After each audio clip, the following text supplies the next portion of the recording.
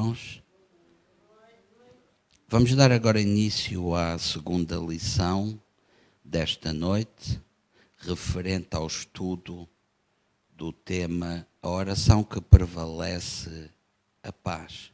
Portanto, nada mais é do que esmiuçar os vários tipos de oração e dar pistas e orientações e fundamentá-las na palavra de Deus para que todo cristão possa cada vez mais ter comunhão, chegar à presença de Deus com entendimento, com sabedoria, com fé, sobretudo, com gratidão e poder obter tudo aquilo que necessita e que seja da vontade soberana de Deus. Amém? Capítulo 5. Na oração, há algumas coisas que são extremamente importantes.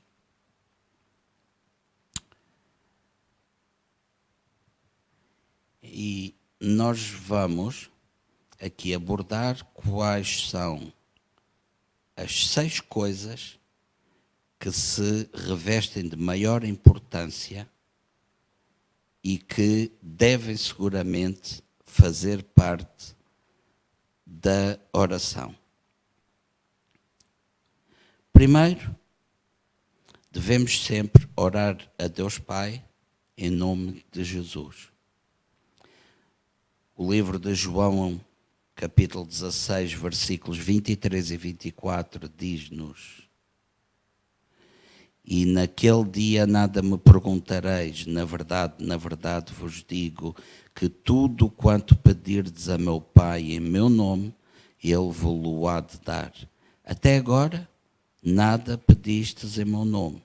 Pedi e recebereis, para que o vosso gozo se cumpra. O que é que isto significa? Que há aqui uma mensagem muito clara e que está bem expressa, que significa que a angústia vai dar lugar à alegria, ou seja, a angústia se vai transformar em alegria. Naquele dia da dispensação do Espírito, como também está em João 14, versículo 20, até agora nada pediste em meu nome, pois a oração em nome de Cristo e a oração a Cristo pressupõem sempre a sua glorificação. Entenderam? Depois da minha ressurreição e ascensão, tudo indica que Jesus disse que eles não lhe iriam perguntar rigorosamente mais nada, porque ele não ia estar fisicamente no meio deles, com eles. Depois da sua ascensão, certamente os discípulos fariam as suas perguntas a Jesus por meio do Espírito Santo. Em meu nome, depois da ascensão, os discípulos orariam como representantes de Jesus e as orações deles seriam respondidas para que a sua alegria se cumprisse. Reparem que a paz, a par desta altura de maior dificuldade, a ascensão, a ressurreição, partida para o Pai de Jesus, também por amor, veio ao nosso encontro como Consolador o Espírito Santo. O Espírito Santo que nos ajuda em toda a caminhada cristã e o Espírito Santo que vai permanecer, como é promessa, precisamente até à volta de Jesus. Portanto, tudo na maior perfeição e de acordo com as necessidades. Deus não perde tempo a fazer coisas que não são necessárias. Deus não nos dá respostas que nos façam cair. E por aí fora, em tudo.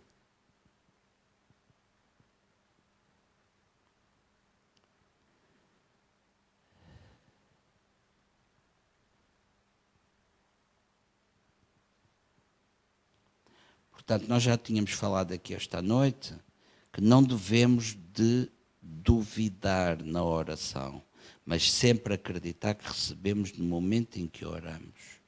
E em Marcos 11, 24, está escrito: por isso vos digo que tudo o que pedirdes orando,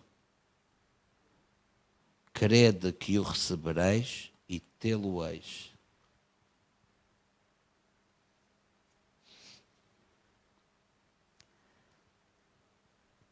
Se no nosso coração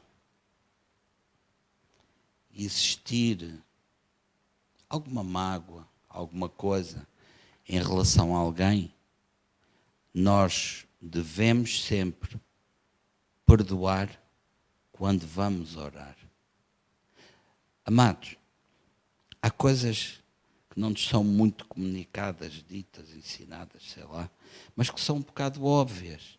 Se nós levamos reservas e raízes de amargura no nosso coração para com nossos irmãos e depois dizemos que vamos orar, o que é que nós vamos fazer? Primeiro temos que gerar conserto. Primeiro tem que haver perdão. E depois sim, nós podemos já estar em condições para irmos até à presença de Deus. Mas cada vez mais se facilita mais a vida de um cristão. Antigamente era tudo radicalizado, era um exagero, parecia que só se vivia o Antigo Testamento. Hoje em dia é o facilitismo, tudo é permitido. Isso fazem todos assim, a gente também faz, não sei o quê. Não é por aí, não é por aí, e é por aí mesmo. Entendem? Portanto, tudo que esteja escrito e dito na palavra para a nossa ajuda e orientação para fazermos, nós devemos de cumprir. Quem é o nosso pastor? Jesus. Isto é o livro de quem? Dele. É a verdade eterna. Os homens com os séculos, com o tempo, com as coisas, vão-se ajustando em certas coisas. Mas o que nós devemos de seguir e cumprir é esta palavra. Ela é que nos garante tudo. Sempre, não é?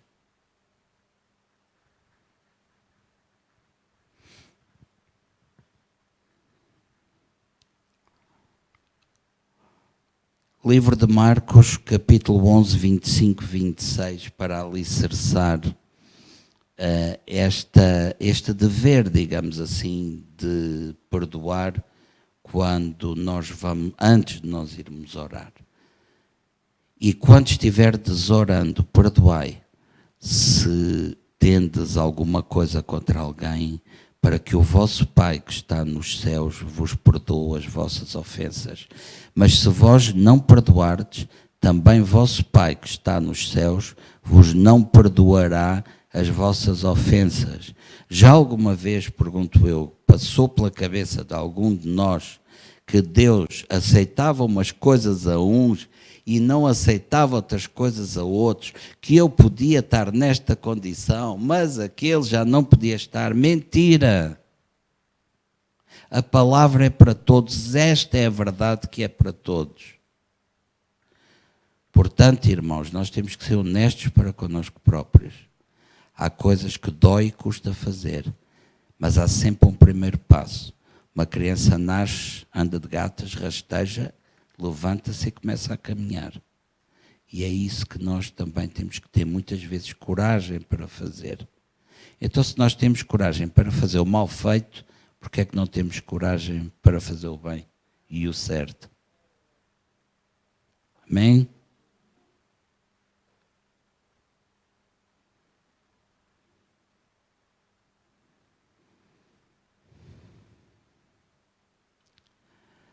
Um aspecto sobremaneira importante é a dependência do Espírito Santo. E para nós dependermos do Espírito Santo, devemos orar muito em espírito. Principalmente quando não sabemos orar como convém. Então é assim, irmãos, eu posso vos dizer por experiência própria. Já tem havido períodos da minha vida que eu passo os dias e noites, eu acordo a orar em línguas. Eu chego à caixa para fazer o pagamento, abro a boca para falar, eu começo a falar, começo a falar em línguas. E depois vem aqueles períodos em que nós, por circunstâncias várias, por situações que nos dominam isso, nós começamos a enfraquecer e não sei o quê. Quando nós andamos fortes, digamos assim, nessas alturas, e reparem bem, quem é que nos aconselhou a orarmos em todo o tempo? E Paulo. Então Paulo foi o maior imitador de Jesus.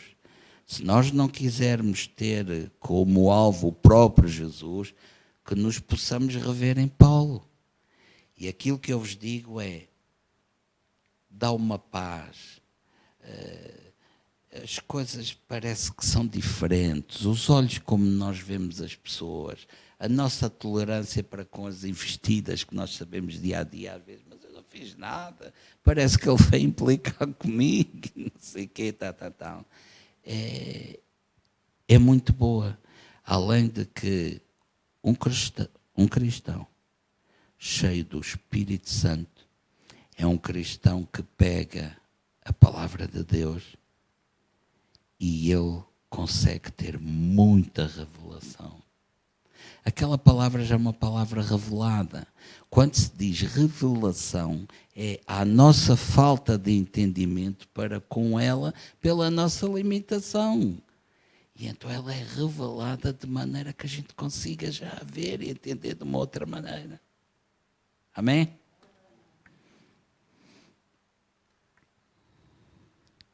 Portanto, nós edificamos-nos a nós mesmos.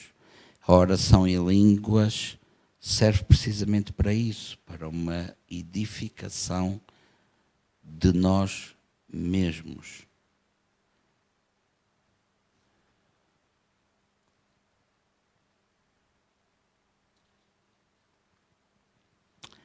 Agora vamos abordar a interpretação da oração no Espírito.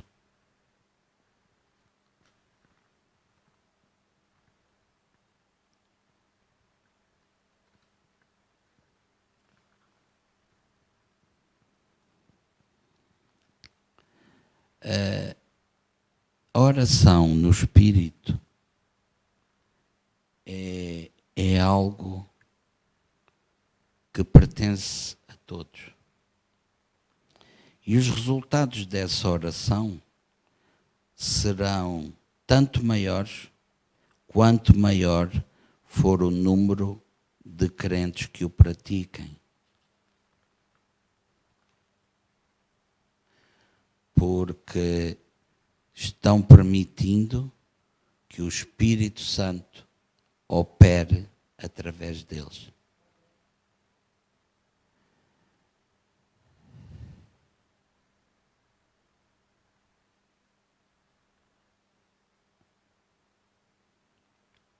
Há um assunto que deve ser aflorado e que se refere a orar intercedendo pelos outros.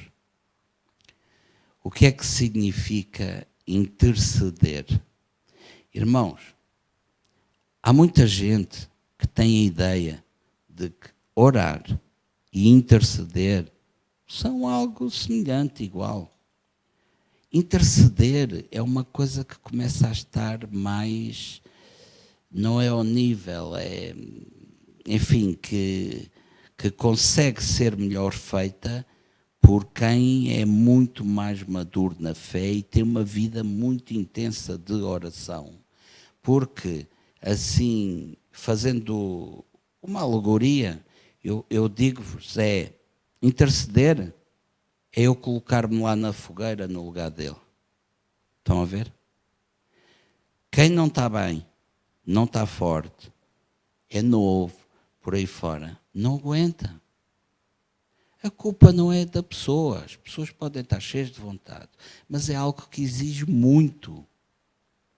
Porque é uma luta constante contra o diabo que entrou em situações ou na vida de pessoas e que as pessoas estão ali a levantar, a edificar barreiras, muros e isso para ele ir recuando e recuando e recuando até que o ambiente mude, fique limpo.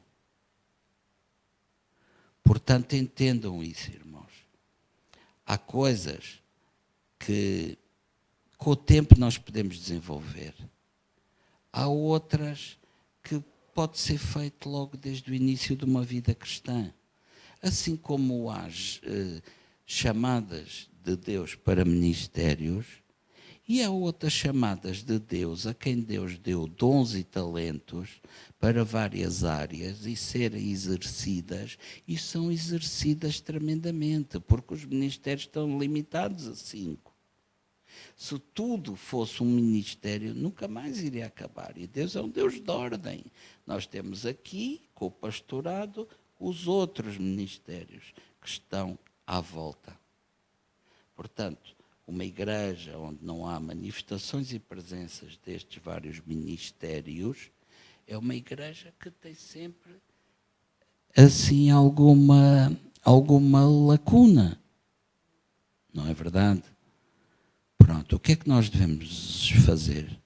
Nós devemos orar para que essas pessoas venham para ocupar esses lugares, venham com espírito fraterno e de união. Porque reparem, irmãos, eu estou cansado de uma coisa. Todos nós somos doentes. Todos nós tivemos uma oportunidade. Todos nós chegamos ao local da cura. Poucos de nós querem dar aquilo que Deus lhes deu para passar para a frente. De graça vos dou e de graça dareis. Certo? E qual é que são as coisas que parece que têm maior prioridade? Ficarem a olhar umas coisas de uns, outras dos outros, a ver se aquele falha com isto, se aquele não sei o que naquilo. Gente, se nós estivermos a lidar com esse espírito, com uma série de gente nova, recém-chegada à igreja, e isso, as pessoas assustam-se e vão-se embora. Então, mesmo que esteja mal, que isso nós vamos acarinhar, vamos ensinar, vamos fazer essas coisas todas. Afinal de contas, qual é que não errou até hoje? Para nós crescermos, nós temos que ter vários tombos, várias coisas. Mas se nós olharmos para o lado e não virmos ninguém disposto a nos levantar, é muito mais desconfortável do que olhando assim ao lado. Pronto e tal, eu vou continuar, eu não tenho medo, porque se me acontecer alguma coisa, eu tenho aqui os irmãos. Chamar de irmão ao outro sem o poder ver. Enfim, é só para nós refletirmos algumas coisas, porque eu próprio também me questiono muitas vezes com várias coisas. E porquê é que não acontece isto, e porquê é que não sei o que daquilo, e não sei o quê. Pronto, e é um alerta, um apelo. Atenção, gente, vamos entender as coisas de uma outra maneira, numa outra dimensão. E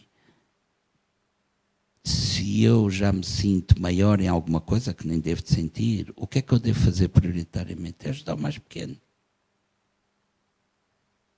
Porque rapidamente nós temos circunstâncias de vida que nos tornam mais pequenos. E a pessoa diz, já nem consigo orar, eu nem consigo ler a Bíblia, eu não sei o quê. Então, mas não era só para os outros, não.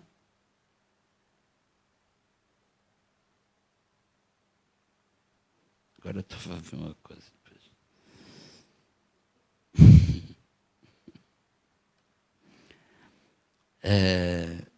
Oração numa nova dimensão. nós vimos em 1 Coríntios 14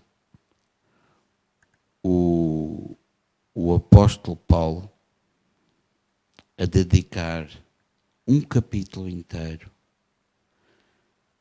ao assunto de falar em línguas como de suma importância. Esse capítulo é 1 Coríntios 14. Por ele ser muito grande, eu peço-vos que leiam em casa e vou apenas aqui dar uma orientação no que concerne à sua divisão parcelar. Ou seja, este capítulo apresenta um esboço para ajuda em leitura que é desta forma. Capítulo 14, versículos de 1 ao 5, aborda o dom de línguas e o dom de profecia. Do 6 ao 19, o dom de línguas só.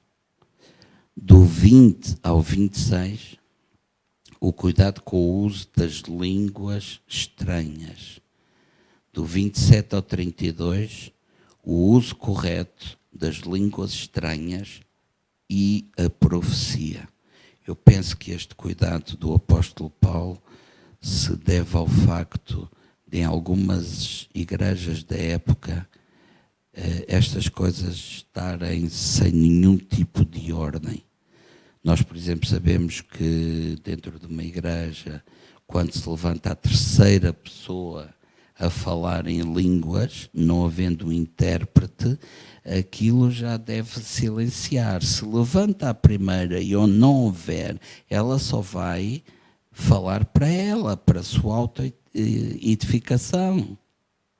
Portanto, há muita coisa que nós acabamos depois por não praticar da melhor forma.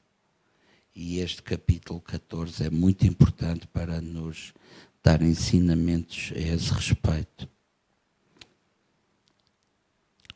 Todo o crente deve, na sua vida particular de oração, encher-se da unção de Deus, falando e orando em línguas.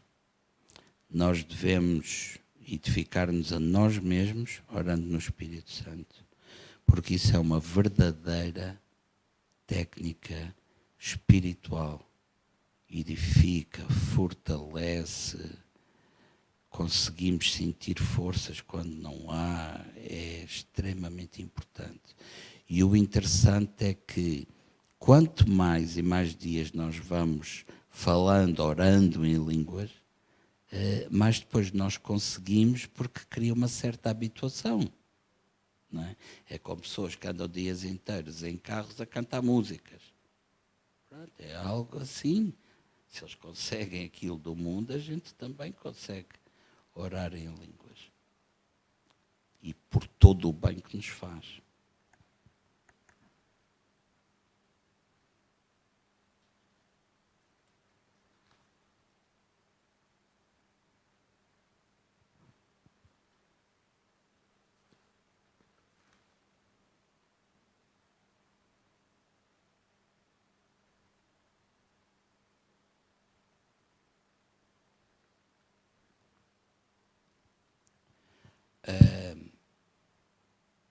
Quando nós falamos em línguas, é como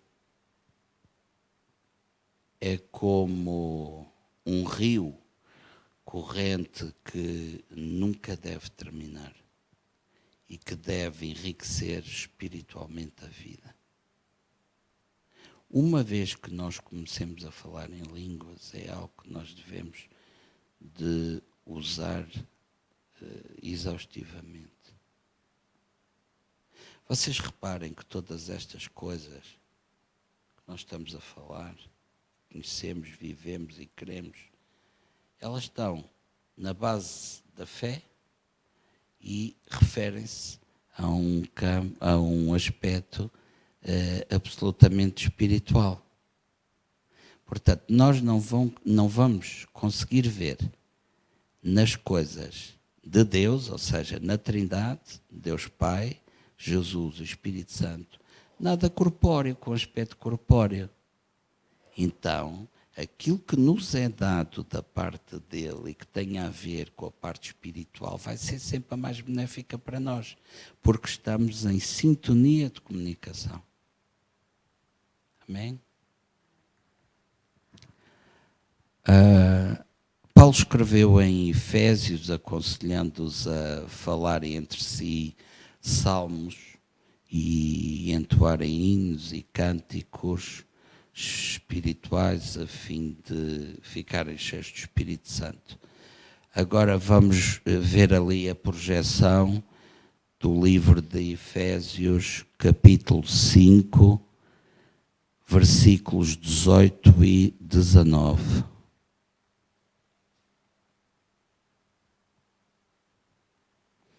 E não vos embriagueis com vinho, em que há contenda, mas enchei-vos do Espírito, falando entre vós em salmos e hinos e cânticos espirituais, cantando e salmodiando ao Senhor no vosso coração.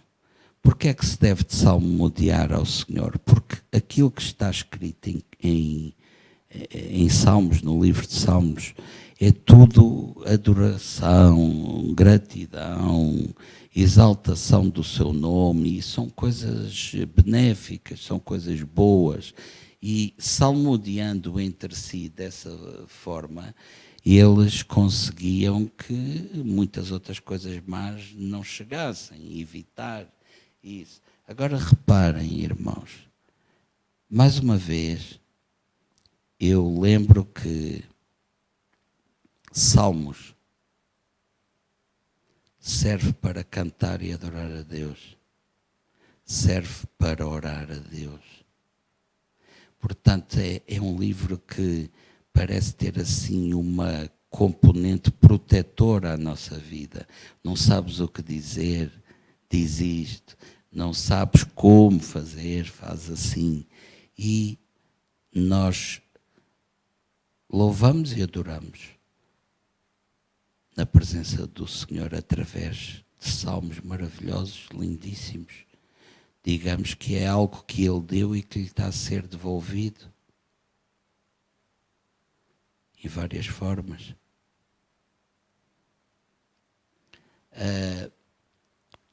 Para terminar esta segunda lição,